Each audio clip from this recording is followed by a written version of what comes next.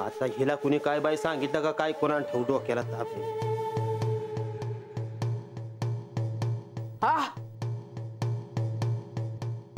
आता बसलाय वैर मी आपली हुडकते समधीकडे तुला हात येतोय सांगता येत नाही वर. मी ते मावशी अगं मावशी कवा आलीस? अगं हे काय आत्ताच आली. हे रंगा आणि ही गंगी हात सकाळ धरणं आली ती मला काही सांगितलं नाही काय नाही. मी आपली हुडकते समधीकडे दोघांनी. आता मी आता ह्यासनी विचारलं होतं का तुम्हासनी सांगू का न ग? हे म्हणलं तुम्हासनी सांगितलं म्हणून.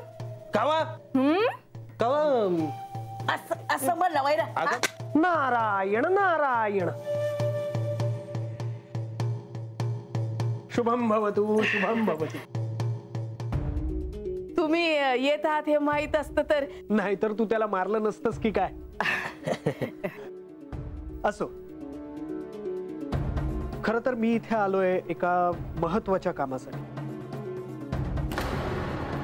महाराज मला ठाव आहे आणि मला हे बी ठाव आहे का तुम्हासनी काय सांगायचं आहे ते. महाराज ते तुमची आणि देवांची भेट झाली होय महाराज? हो झाली ना भेट.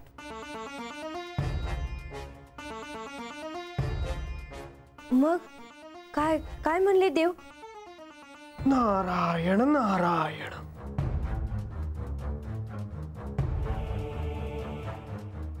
काय झालंय महाराज? महाराज बानू अगं शुभ वार्ता आहे. माझी आणि देवांची भेट झाली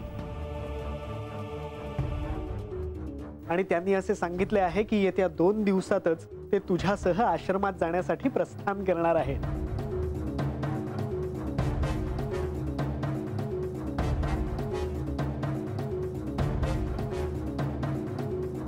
अहो काय सांगताय महाराज?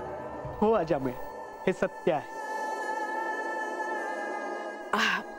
हे काय चाललंय मला काय बी ठाव नाही. अगं आय ते देव बानूला म्हणलं होतं का ते बानू संघ बाहेर जाणार आहे ते कंच्या ऋषीच्या आश्रमामध्ये. होय का? होय. परंतु देव गडावर गेल्यामुळे आता पुढे काय होणार हा प्रश्न सगळ्यांनाच पडला होता आणि म्हणूनच त्याबद्दल विचारणा करावी या हेतूने मी त्यांची भेट घेतली. मग हे चांगलंच आहे की. बानू आता तुझ्या मनात आहे ना ते समज होईल बघ. देवींनी बरं होय म्हणलं. हाय का आता तुला समजा गोष्टी ठावा असाय पाहिजे त्या का? आता देव बानू संघ आश्रमामध्ये जाणार आहे हे चांगलं आहे का नाही? हाय पर नाही ना काय नाही तो विषय न ग. आता तेव्हा बानू आता 2 दिवसातच तुम्ही प्रस्थान करणार. तेव्हा प्रस्थानाची तयारी करा.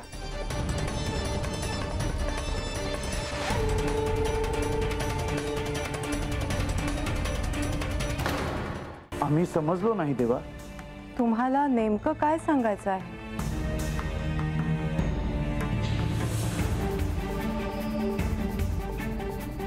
मी बानूला वचन दिल्याप्रमाणे बानूला घेऊन भृगु ऋषींच्या आश्रमात जाणार आहे. तुम्ही बानूकडे जाणार आहात? नाही, बानूकडे नाही तर बानूला बरोबर घेऊन जाणार आहे. परंतु देवा, श्री म्हाळसा देवी? मी सांगितलंय तिला तसं आणि त्यानंतरच तिने हे मौन धारण केलं. देवा, एकंदर परिस्थिती पाहता मला असं वाटतं की तुम्ही तुमचा निर्णय पुढे ढकलावा. मला देखील असंच वाटतं. ते शक्य आहे असं मला नाही वाटत, कारण आता मी बानूला वचन दिलं आहे. म्हणजे तुम्ही पुन्हा एकदा तुमच्या वचनात अडकलात तर? तसं नाही प्रधानजी.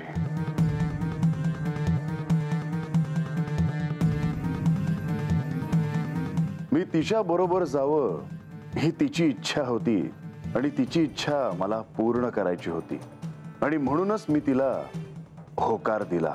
परंतु म्हाळसा, त्यांच्या मौनाचं काय? त्यांनाही तुमचा सहवास हवा असणं अयोग्य नाही. होय, मला ते देखील कळतंय, पण गडावर महायज्ञ आहे म्हणून तिथे जाण्यासाठी बानूने मला वचनातून मुक्त केले, ह्याचा देखील विचार करायला हवा, होय ना? योग्य आहे. खरं तर आता ही परिस्थिती अत्यंत नाजूक अशी परिस्थिती झाली आहे. तुम्हाला बाणाई बरोबर महर्षी भृगू यांच्या आश्रमात जावं लागेल देवा.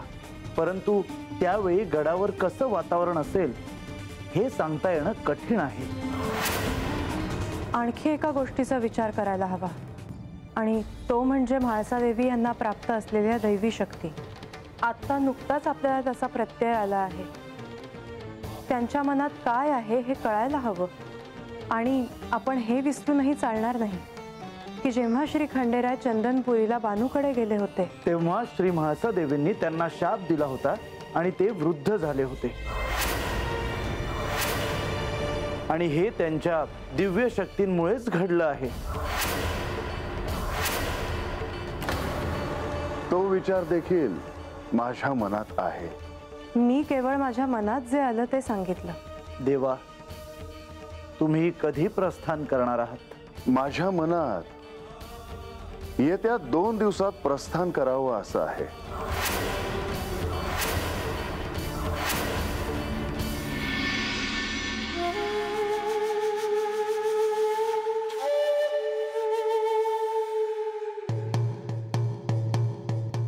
काय ग शेवंती, असं तोंड कशापायी पाडून बसलीस? आता मलाच विचार. इतकं समज झालं आणि मला कुणी काय बी सांगितलं नाही. महाराज आलं म्हणून कळलं. अगं राहिलं असेल. आज जे काय झालं ना ते लई चांगलं झालं बघ. देवासंग बानूला जायला मिळणार ना याचा बानूला लई आनंद झालाय बघ. बानूच्या मनात जे आहे ते तिला मिळणार आहे, मग आनंद होणारच ना. आणि देव स्वतः म्हणलं तिला. पण राजा, एक सांगू का? तू काय बी सांगू नगस. तुला काय सांगायचंय ना ते ठाव आहे मला. माणसाताईसनी हे आवडणार नाही. तंटा होणार हे दिसतंय मला. पण राजा, आता काय करावं ह्याचा विचार केला आहेस का नाही? नाही. अरे पर का? कारण मला माया बानूला हसच हसताना बघायचंय. तिच्या तोंडावरचं हसू घालवायचं नाही मला. अरे पर जे होणार आहे त्यापासून पळून जायचं का? नाही शेवंती, मला नाही पळायचं. म्या ह्योच विचार करतो या माया बानून जे सपन बघितलंय ना ते पुरं होणार आहे. मला ठाव आहे म्हाळसा देवीसनी हे नाही आवडणार. पण आजच्या दिवशी तो इशे काढून माया बानूचं मन मला नाही दुखवायचं.